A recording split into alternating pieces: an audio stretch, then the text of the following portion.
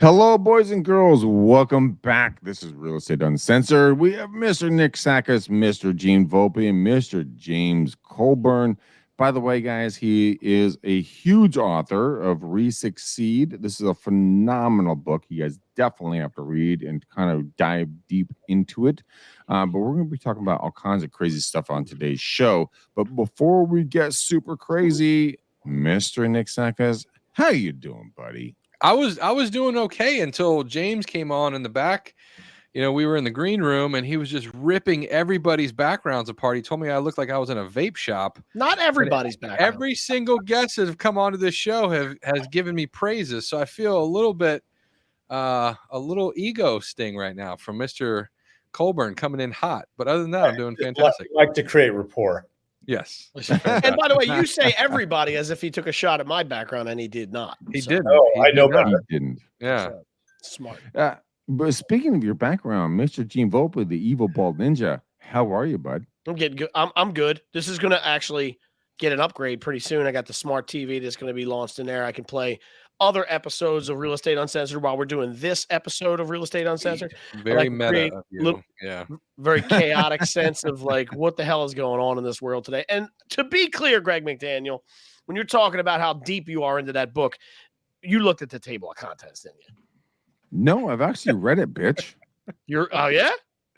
Dude, I'm Baby at steps, page baby steps. dude, I'm at page 95. I'm right here. Wow. I've been reading this book, and it's like, you listen with your eyes, and not just your ears. That one really hit me. Listen with your eyes and not just your ears. And it kills me because that's a really true comment. I'm But listening yet- with my eyes right now, and I'm calling bullshit on that. Yeah. Yeah, no. He's That's why it's marking it up not with a crayon. for people like Greg. He's trying to get rid of me. So, James, welcome to our show, where two dipshits are going to be put into the penalty box because they're being assholes. Oh my god, that's great. No, but I'm really serious. I mean, I have read your book. It is amazing stuff. And before we bring you in, James, Mr. Nick Sakis, how are you? And tell people where people can find you and who you are. Oh, I haven't read the book because James didn't give me a copy yet. I'd like to add it to my bookshelf. Loser. But we are doing just fine here in Tampa, Florida. It's a little bit chilly. I was in a pool 2 days ago swimming with my kids, and now I got a hoodie on. So we got a weird, wacky weather going on. But I'm interested in hearing Mr. James and all of his fancy pictures and his background about where he came from and how he got to re-succeed. We've had James on multiple times. And I thought 2023 would be a perfect time to have him back on. So, James, please tell everybody who you are, where you're from, what kind of brought this book around, and then I'll show and share some of the stuff that you brought to me on one of our first interviews. So, welcome to the stage, my friend. Oh, well, thank you. My story is finished college, worked at a nonprofit. Soon after that, back in the 90s, went into real estate. Grew my business to about 150 sales a year, and kept it there until our wonderful Great Recession. Went back to grad school. Instead of writing a thesis, I wrote the book that you're holding.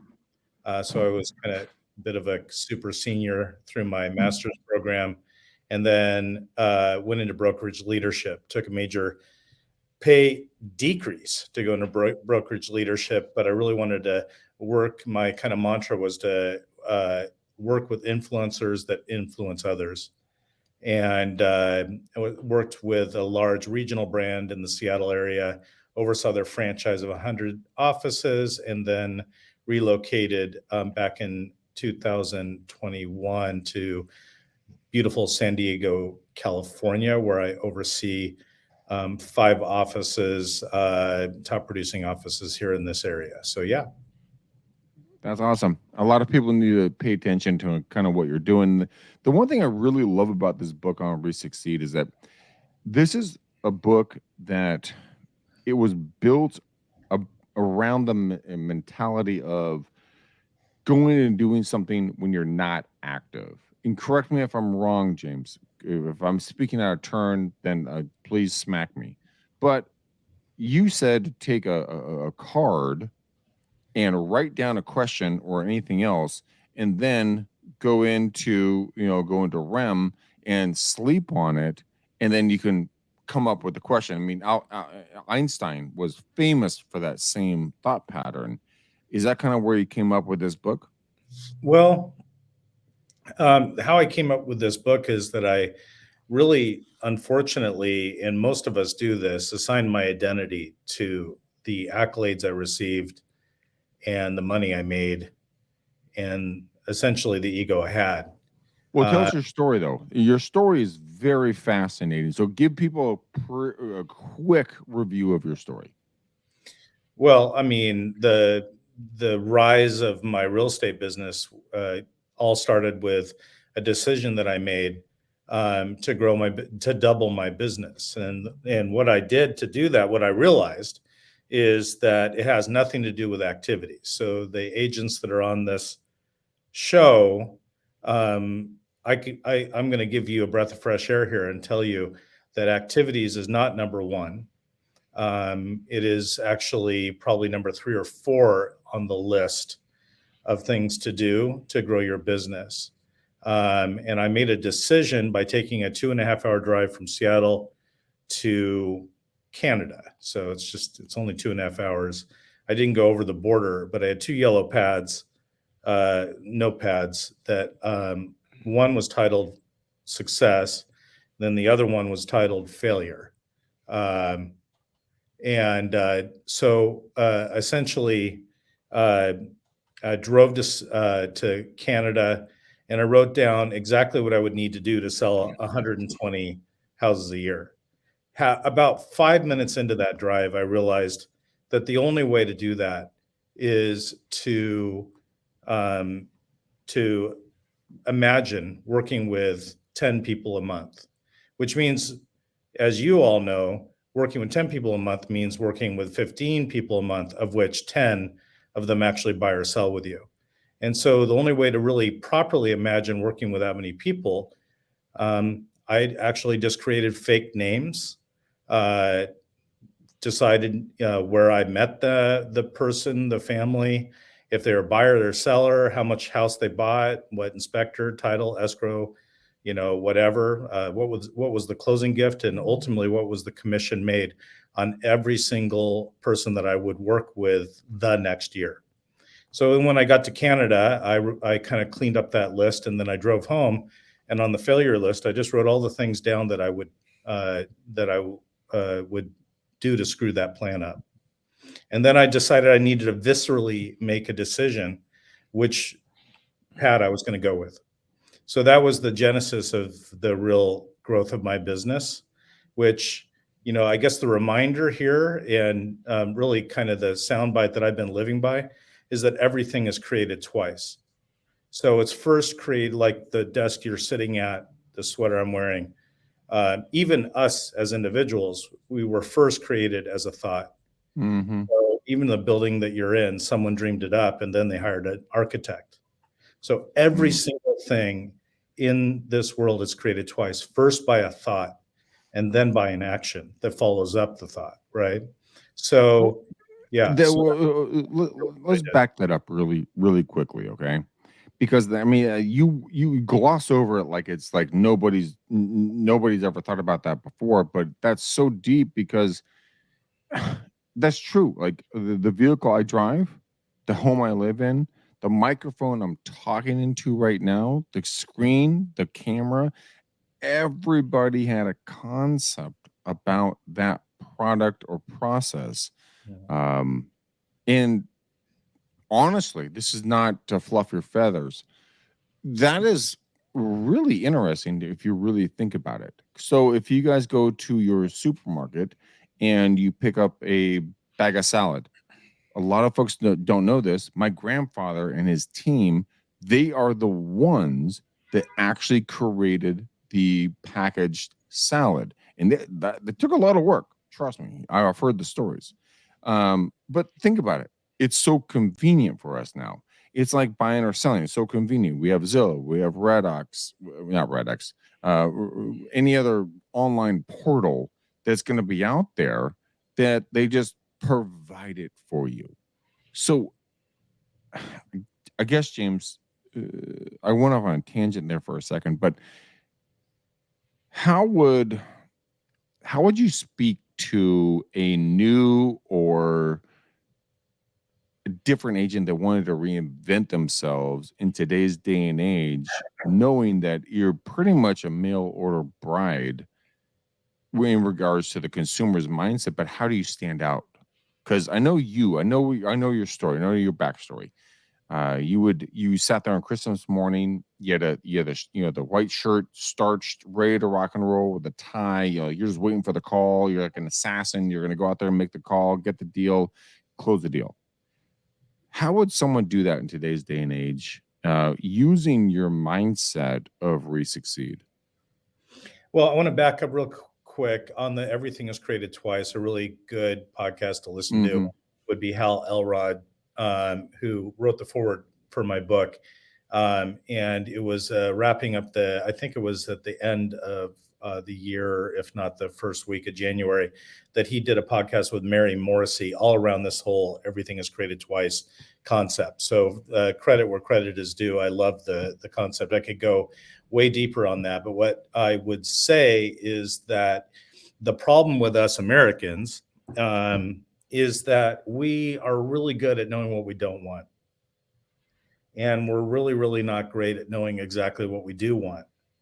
And we're a breath of fresh air when we're finally clear, or what I call complete, and knowing exactly what we want. When I took that drive, I essentially was kind of understanding that the completeness of having what I call full color thought of exactly what I wanted was the very start. That was the Everything is Created Twice, first by a thought concept. So if you want to reinvent yourself, then you need to figure out what that is. And then but isn't that terrifying though? No, Imagine actually knowing what you want. Yeah, well, it's interesting because we'd like to wallow in our suffering, right? We talked about that before we started the show. There's a lot of comfort in suffering because we've typically been there before.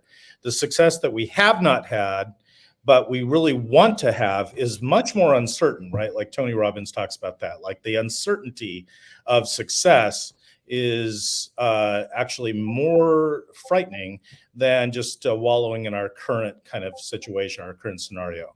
So I say that's why I kind of pushed pause, took this drive, right? Allowed myself that reflection period just to dream the dream, right? And I mean, how many people are scheduling in a 2-hour drive just to dream the dream of what they want? So now, actually funny that you say that. I actually took a drive about 2 years ago. I drove up to a piece of property and I dreamt the dream of living in this hypothetical house. And now keep in mind, it was about a $30 million home. So, I mean, I'm way the fuck out of my league when it comes to pricing. But I went there, I sat there, I felt it, I could see it, I could smell it, I could, everything else. It was one of the most gratifying moments of my life to sit there. And this is a blank lot on a hill overlooking the Bay Bridge and San Francisco and everything else. But I saw the plans and I could see where my podcast studio would be. I saw where my pool could be. I saw my neighbors and everything else. It became real to me at that moment. When's the last time? And I'm going to ask everybody this right now. James, Nick, and Gene, when's the last time you actually went and made a thought become a potential reality in the physical realm? James, back to you. James, back to me?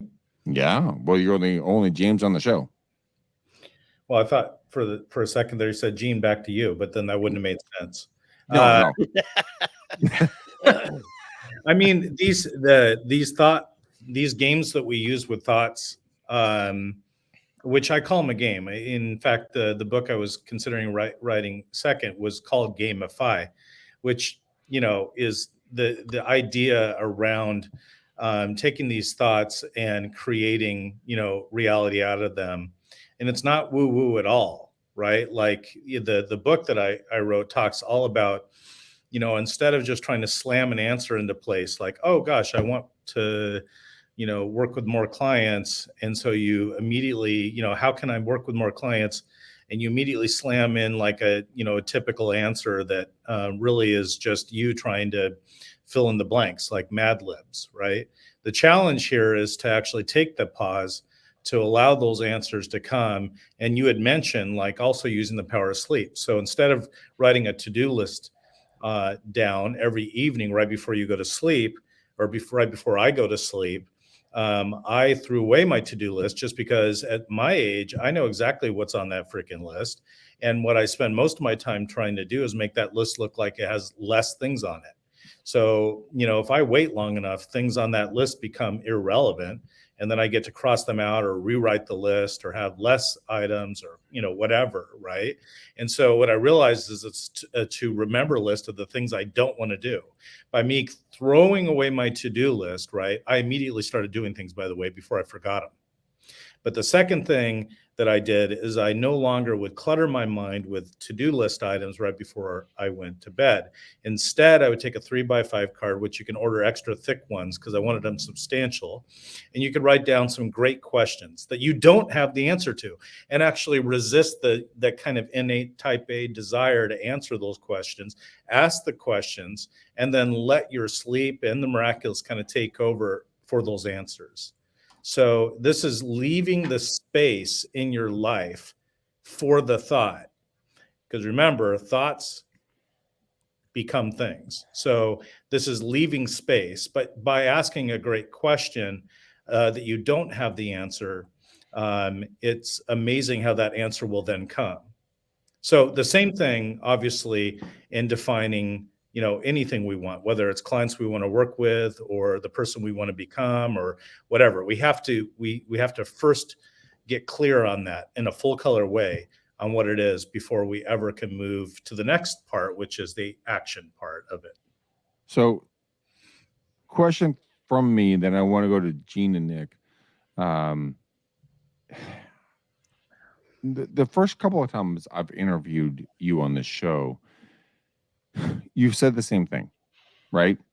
And I took it to heart, and I was truly terrified to ask that real question.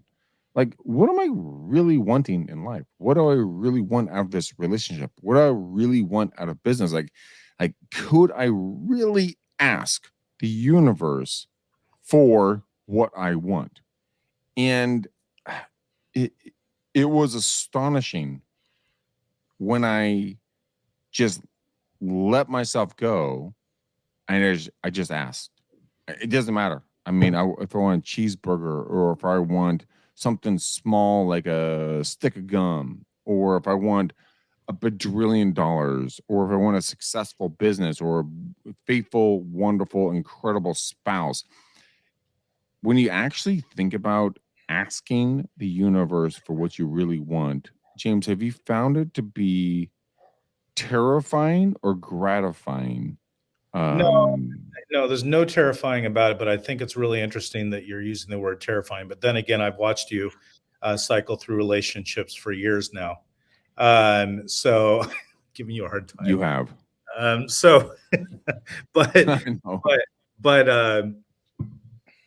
But I look at it as like a chapter turning event in our lives, right? Like we have this opportunity to have a chapter turning event, and we should give ourselves a few hours to kind of define how we want that to look. And then it's way more possible when it's no longer black and white, it's full color. Nothing terrifying about that. Amazing, huge opportunity, because we're hurling on a ball through an endless space, right? So hypothetically, yeah. Why not, right? Like, Greg, calm down. We're not going there. So, are you a flat Earth guy? I am not. But here's a really dumb example. Okay, so when anyone can try this. I have two great examples. The first one was that someone borrowed an umbrella out of my car. Now, I keep an umbrella in the passenger side door, and I don't want it used. Basically, it's just there for clients, but I really don't want it to ever leave because it's super cool. It's like an Eddie Bauer retractable umbrella in a really, really cool case that's like that rubberized case, and it's extremely small. And someone borrowed that umbrella. The case was left. The umbrella never came back, right? So I was cleaning my car, and I noticed again that the umbrella wasn't there. And I said to myself, you know what? I want a new umbrella, but I want it to be identical to that umbrella, and I don't want to pay for it. I just want it to show up. Okay, curiosity's killing the kitten here. What happened? So then that same day, I went over to a listing to pick up my lockbox and my flyer stand. Get out And my of here. client left it inside the coat closet. The house was empty. The only things that were left was the lockbox and the flyer stand. The entire house was empty and cleaned. And the booties, right? Mm-hmm. So I opened up the coat closet and I looked up, and there's a shelf at the top of the closet where there was a flyer stand, lockbox, and the booties. And there was a black thing up there as well. And I grabbed the black thing, and it was an Eddie Bauer umbrella. Get out of here. Yes, it absolutely was it was the same day. Okay. Now, and I was really, and so you would say, well, come on. I mean, this is just weird stuff. And I'd say, well, but there was a different kind of feeling when I was cleaning my car and when I challenged myself to get this umbrella without buying it. It's stupid to say, like, I can go and buy a $20 umbrella, right? But it felt different when I had that experience. And so I decided to try it in acquiring my next client.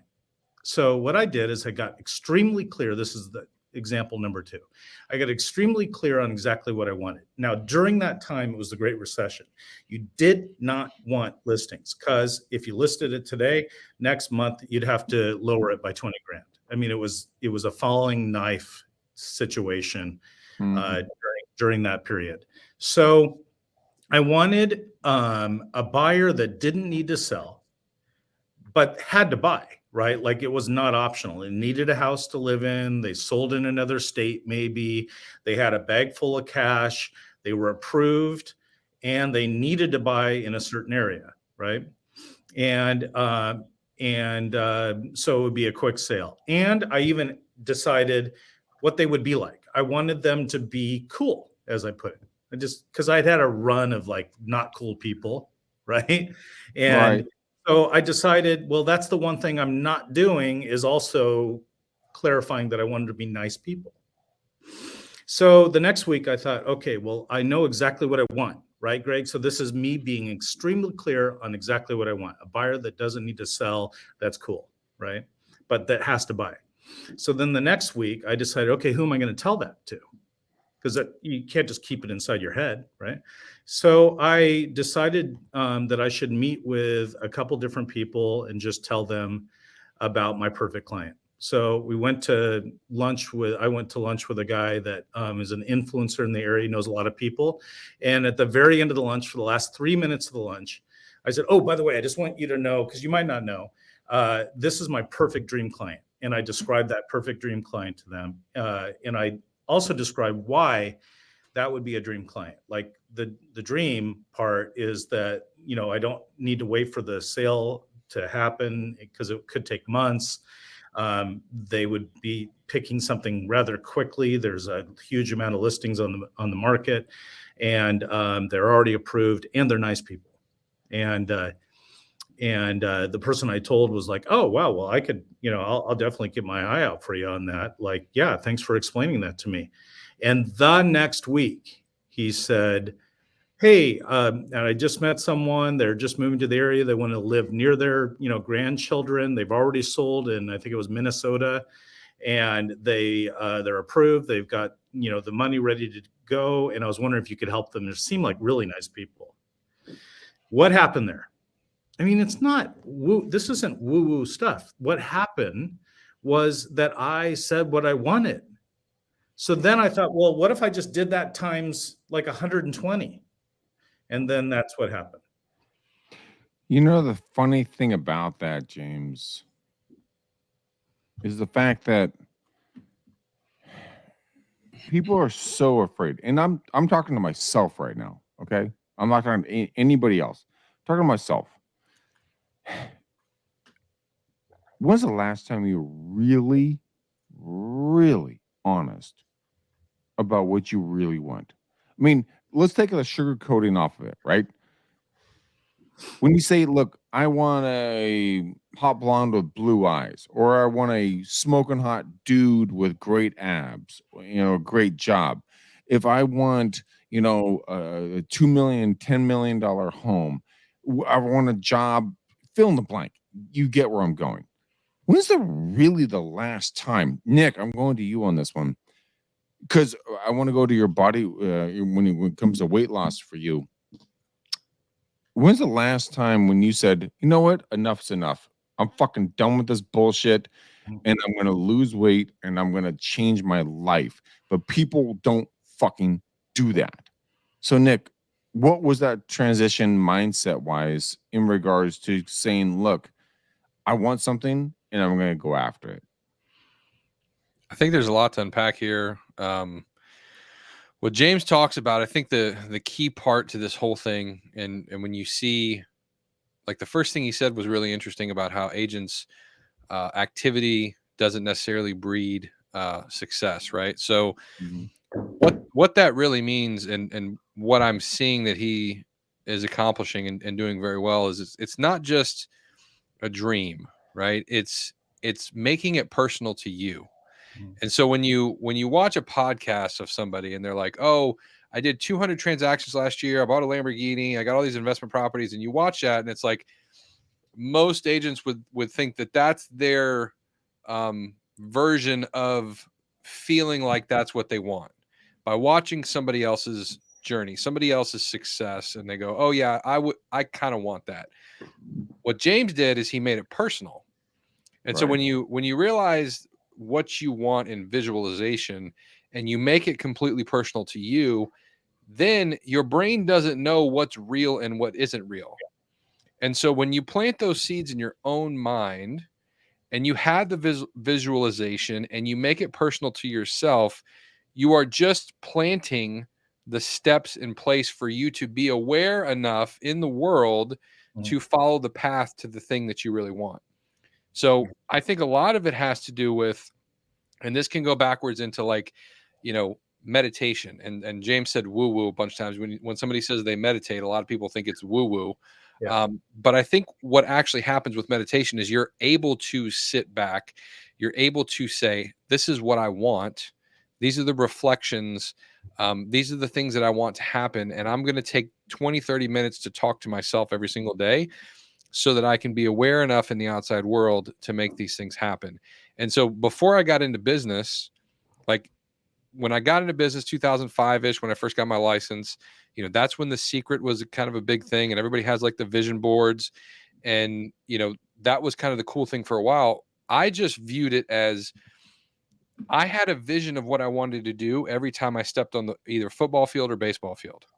So my version in my mind from an athletic background was when I'm on the on deck circle and I'm watching the mannerisms of the pitcher and I'm getting the timing down, I'm visualizing what I'm going to do when I step to the plate. And so when I got into business, I had that same type of mentality where, okay, I'm here in my business right now. I need to visualize exactly what I'm going to do in order to make it personal for myself. And that was just how I started rolling.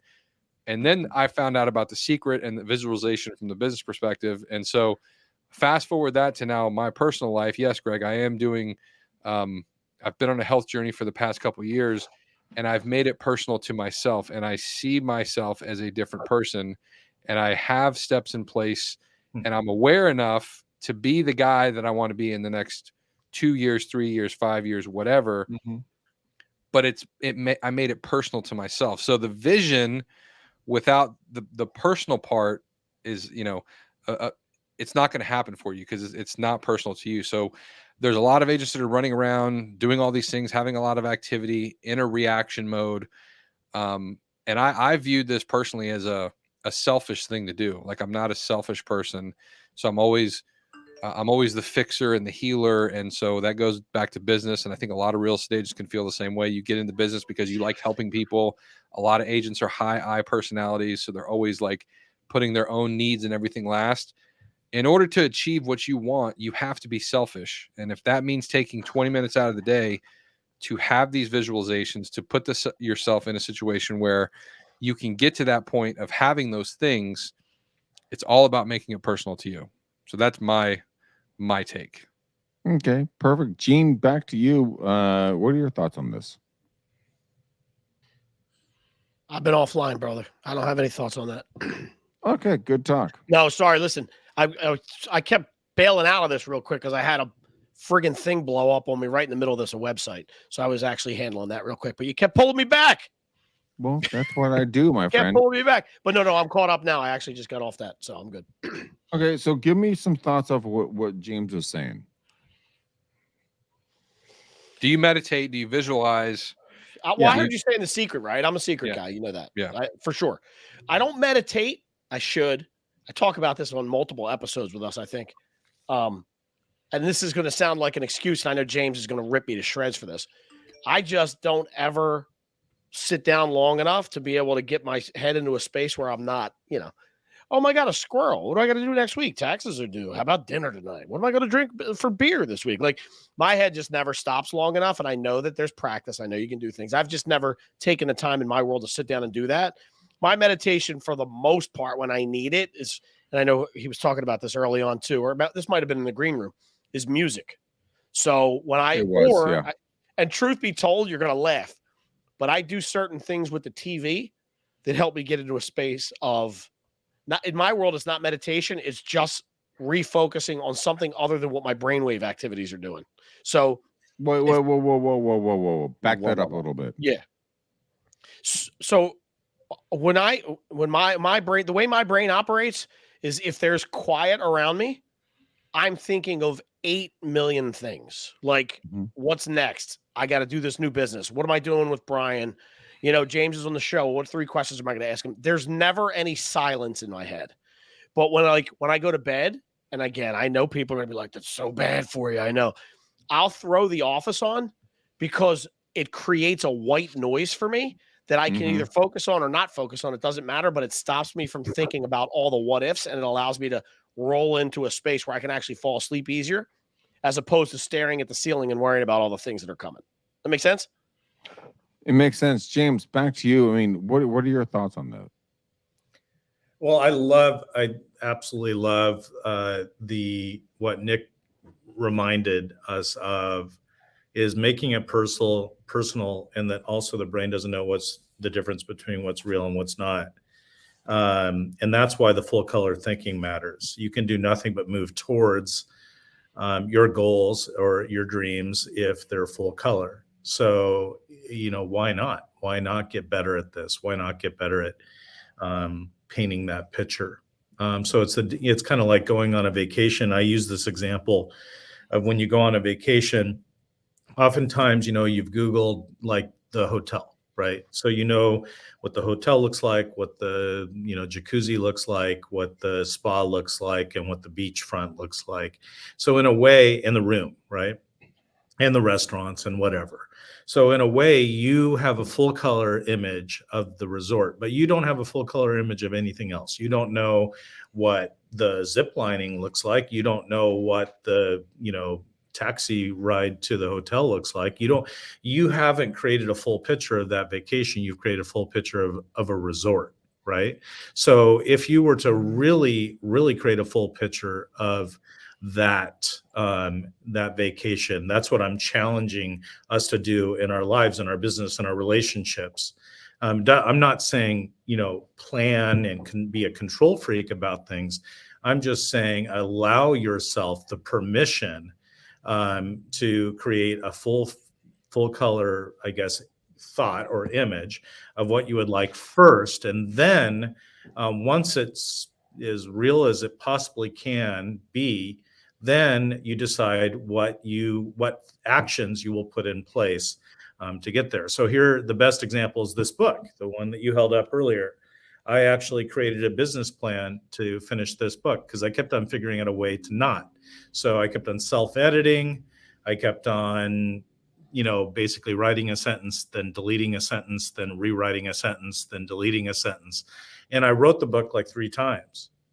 At one point, I created this business plan to kind of force myself into an outline to completion. And the business plan was called How to Finish the Book. Well, then guess what I did? Greg, any thoughts? Yeah. So Nick, guess what I did? Finish the book. Yeah. But here's the problem. Here's the problem with the business plan. I didn't have a business plan on how to publish the book. I just had a business plan on how to finish the book. So when I finished the book, I closed the Google Doc. Yeah.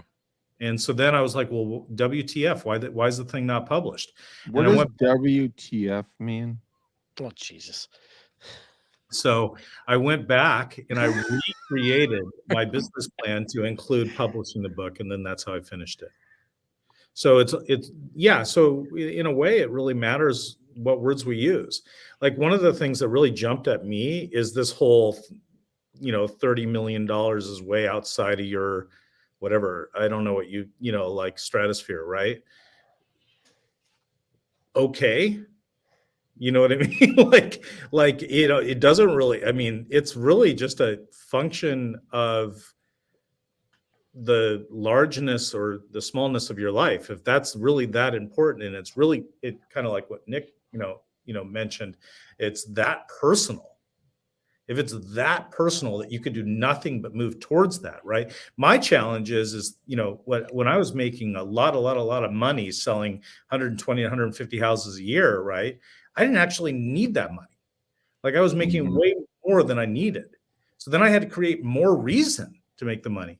Because if I was making the money and didn't need it, I'd check out, go on an endless vacation. And for a while there I was, right? And I caught myself and realized I got to create more meaningful reasons, personal reasons for the purpose of making this kind of money. So the same idea with this 30 million, like, hey, listen, so that you can have a podcast studio, it's not a good enough fucking reason, man.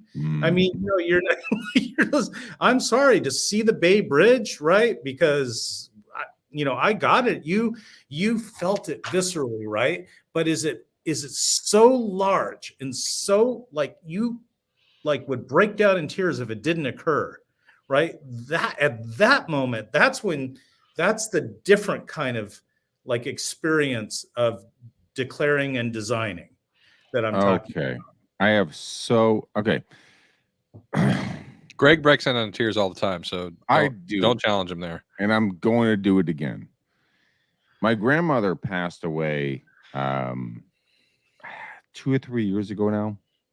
And there's a photo of all of us putting our hands on her casket, right? And everyone's saying prayers. Everyone's saying they're saying something into the universe. And I said this because at that point, it was about 7 years ago, give or take. I said, and this is going to get really weird. Trust me. I asked the universe. I said, universe. I was talking to my grandmother. Her name is Jackie. Was Jackie, and I said, Grandma, I'm tired of being alone. I don't want to be alone anymore. Like I really want a partner in life. I want someone who's going to support me, and I want someone who's going to kick me in the butt, and I want someone who's going to be able to be by my side no matter what.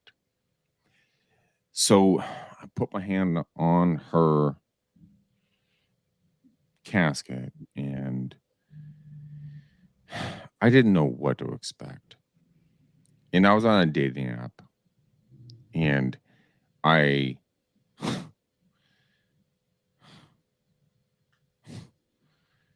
funniest thing happened. The girlfriend I currently have, her name is Jackie. And she showed up 1 month after I had that talk with my grandma, and she kicks me in the nuts every day. And And it's the most powerful thing because I know to my core that my grandma is sitting up there going like, "Look, bitch, you asked for it, you got it," and I love it. I hate it. I appreciate it, and I'm afraid of it all at the exact same time. James, back to you, my friend. well, you knew what you wanted, but one of the things that you said is the very reason why your relationships have ended in the past, which is being held accountable and getting your nuts kicked, right? Right. So that is why the relationships have ended, period. We all know that, right? So you asked for it, you got it, right? So buckle up. Dude, I've sacked up. Trust me. Nick and I talk about this all the time. In different. Well, I'm not going to go into that, but Nick and I talk about this a lot. And the fact is that when you have what you ask for, don't be afraid of it. Embrace it. And that it's business. That's personal. That's professional. That's every spectrum of life. I know we're running a little bit long on this. James, I want to go back to you, then I'll go back to Gene and Nick and get some final thoughts because I just love having you on, man, because you're such an intelligent human being. You're so successful. You're a published author and you're a good friend. I mean, we banter about bullshit, talk crap to each other. It's fun, right? So give somebody who doesn't know you, who has not interacted with you, has not read your book, give them something, one thing that they can take and put into their life today that would change their lives on whatever level. Doesn't matter. Mm-hmm. Mm-hmm. Well, we were talking before we in the green room, as you call it, we were talking briefly about, and then you mentioned the music. And it's kind of like give yourself that time, take the drive, right? Schedule some time for yourself. It reminds me, there was an article I read once about a really high-powered CEO, and between a certain time frame every single day, he would be staring out his window from his desk. Oh, I And know the story. Yes.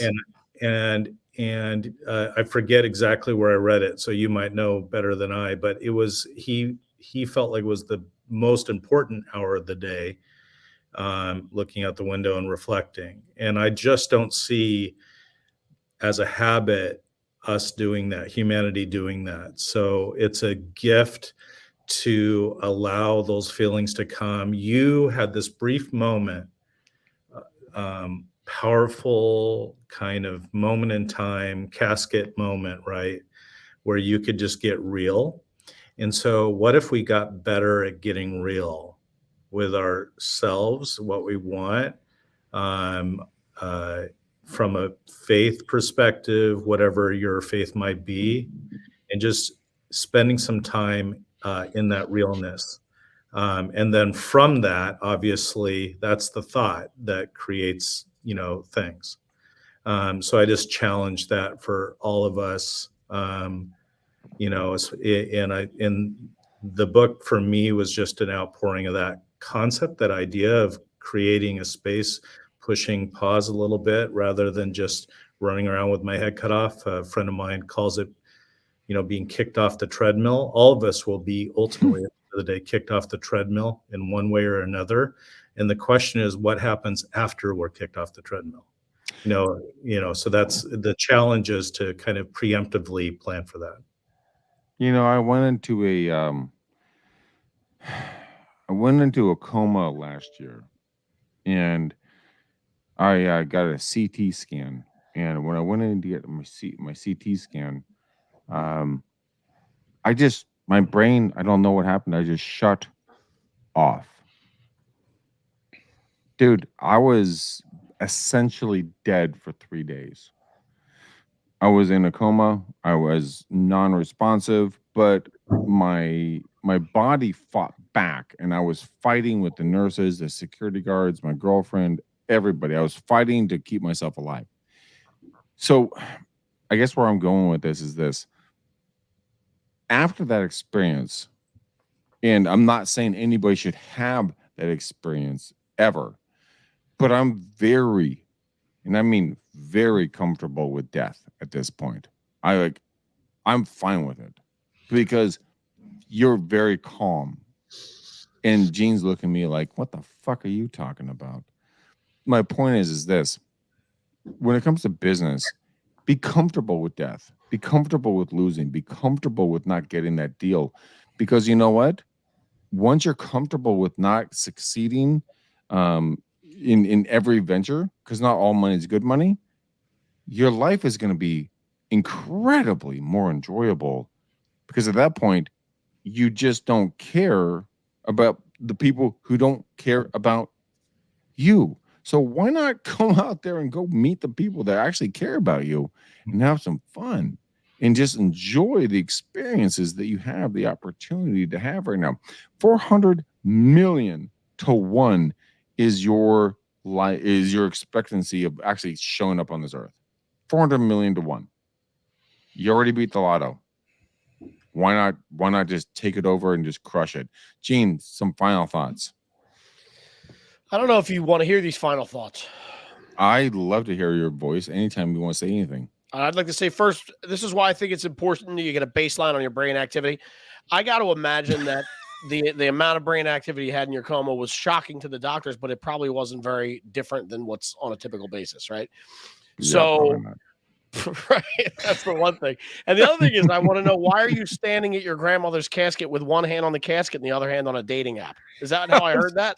I was about to why circle do you gotta back be to the such a whole dick about grandma this? thing, and I wasn't sure, but thank you, Gene. You know what? Because all I'm going to remember about this episode is Greg is banging his grandma, and that's it. There's nothing All else. right. Dial it back there, body shrinker. I Okay. just told you weren't going to be happy with it. You egged me on.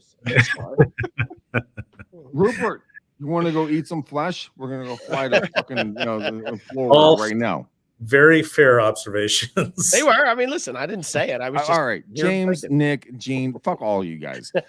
I was trying to make a profound point. You guys obviously took it in a weird way. You pedophiles. Well, wait. Here's what's great. No, that's not the way I took it. I didn't take it like that. I took it as if your grandmother was dead, you're here, and then you were swiping on Tinder with your other hand, like at the casket. No, that's the way I took it. Not. That's literally not what I said. What I said was that I was single. He did say I was a month tired of being later. single, and I asked my grandmother, "Hey, Grandma, can you please help me out?" Hey, shut up.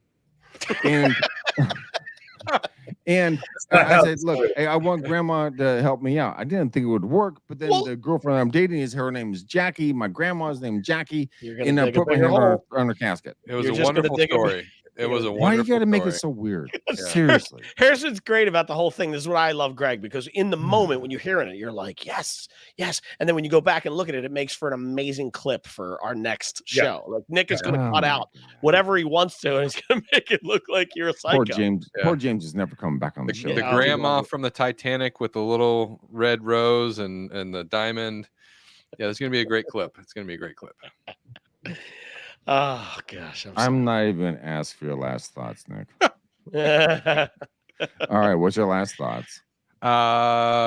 James, we got to have you back on again. I love everything you have to say. I do think that the idea that your brain doesn't know what's real and what's fake, and really diving deep into what you really want as a person. It's all about just your level. We call it awareness. Some people will call it your frequency that you're reverberating out into the world, right? But if you're not aware of the things that you want, then how can you ever receive them? Right? It's like, yes. I mean, it's not quite as simple as that, but it is kind of as simple as that. You have to be aware of what you want in order to backtrack it and have the steps for it. It's like going to a restaurant. If you don't know the menu, you find out the menu and then you order what you want. Like, that's a simple task, right? It's a menu of life. What do you want? Order it. And then you're aware enough to actually see how to get it. Maybe too simple. I don't know. It's not. Yeah, it's really not that simple. I mean, it is that simple. It's just it's a matter of getting clear.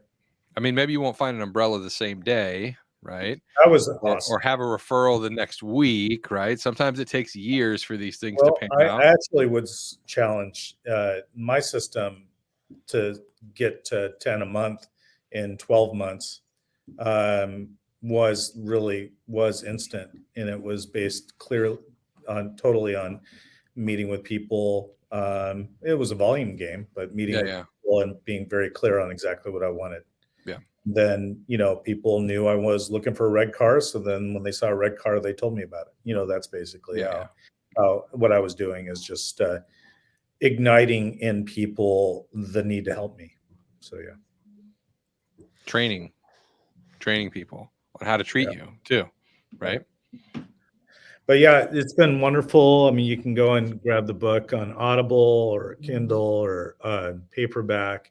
I also would be happy to do a little giveaway thing on this show and mail one out. So you guys let me know on that if there's any system for that. So appreciate having me out. I didn't expect for us to be so serious. I didn't expect you guys to make Greg cry and all this stuff. I do want to finish by just kind of reminding Greg and, backing up Gene that Greg did say that his hand was on the casket and he happened to also be on a dating app. That is clearly how it was described. It wasn't like I had my hand on the casket and then a month later I happened to be on a dating app. Correct. It was in the same moment. And what's weird on that is, it's like, what were you just like? Do not even go there. Do it's not there. even go there. We're all going to go back and listen, right? Can we put that timestamp in the narrative below? I can find it. That's not a problem. We will find it. So the way it was actually supposed to come off as is the fact that I was on a dating app at that point, and I did put my hand on the casket, not at the exact same time. That so wasn't I'm not like, ooh, I'm hunting poontang. Oh yeah, grandma, give me some goodness. No, that was not the way it was supposed to come across. Okay. That is a callback and a half. Well, I got to say something. Here's how we find out. If anybody here is looking for Real Estate Uncensored gear, use the code Poontang, and we'll know you made it all the way to the end of the episode, and you'll get 15% off. The special listeners. Right. And this is where we end the show. Fantastic. Gene, thank you for making it weird. I really appreciate Nick. Thank you for chiming in. That was awesome. Yeah, I got to go into ChatGPT and type in Poontang and see what it spits out. Oh, trust me, it's going to be what you think it is. I'm going to shoot both of you. I know what it is. No, I know what it is. Hey, that's not what we say on the show. We don't talk about that stuff. James, where can people get a hold of you? At poontang.com. I'm gonna look that up actually. Maybe that might take you to Pootie Tang. Wasn't that an actual video? Yes. Oh my God, that was a joke. Yeah, go ahead. So James, we're seriously, man, where can you get the book? Re-Succeed, phenomenal book, very awesome. There's ways to connect through there. Yeah. And by the way, guys and gals, I have taken James's advice, and I bought the thick cards, and I wrote down different ideas, thoughts, theories, concerns, whatever it is on that day, and I put them underneath my pillow. And James, I have to tell you, I don't think I've told you this. When I did that, like when I woke up in the morning, like I had clarity on these different thought patterns that were going through my brain. So it really does do something. If you guys want to test it, try it. If you don't have the ability to buy anything, go get a piece of paper, go get a newspaper, go get anything you can write on. Write down your question, write down your thought, put it underneath your pillow or underneath you at any point, and just try it. Greg, you should get James to mail you one of those nice Sotheby's $30 million houses to put under your pillow. Yeah. James, can you send me one of those? Yeah. Yeah. He's scratching his head in the manner of like, that's not going to ever fucking happen. But okay, sure. Great. Thanks for having me on your show. Thanks. Guys, James Colburn, absolute expert in real estate. best-selling author, great book, Re-Succeed. Go get it right now if you guys value your life and your mental mindset. Gene Volpe, where can they get a hold of you? If you don't value your life, contact Gene Volpe. Leave Gene alone. He'll help you walk That you was through the it. segue. He'll help you walk you through it.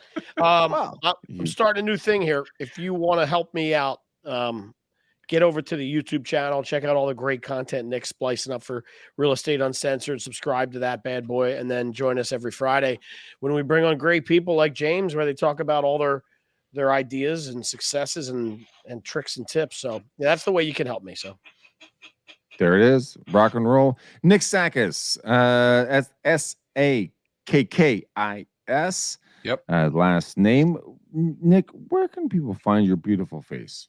nicksacks.com. If you need anybody or have a referral for Tampa Bay market, we help our people save up to $25,000 when they move to Tampa Bay. Also, we have a very active artificial intelligence group. So if you're looking to harness the power of artificial intelligence for your real estate business, go to AI Empowered Real Estate Agents on Facebook and join our group.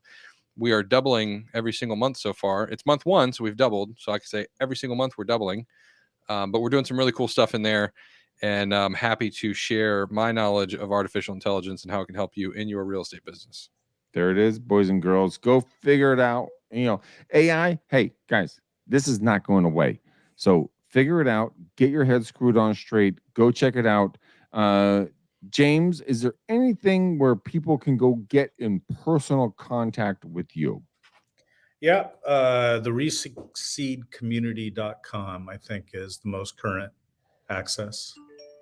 Okay. Resucceed.com. Guys, go there today. Yeah, Do it. Community, yeah. Resucceed community. My apologies. Go there. Get involved with James 100%. Trust me, guys. This is why we've had him on so many times on the show. He brings value on every single aspect of life. So, Nick, Gene, guys, I love you. James, unbelievable. Until next time. Thank you, everyone.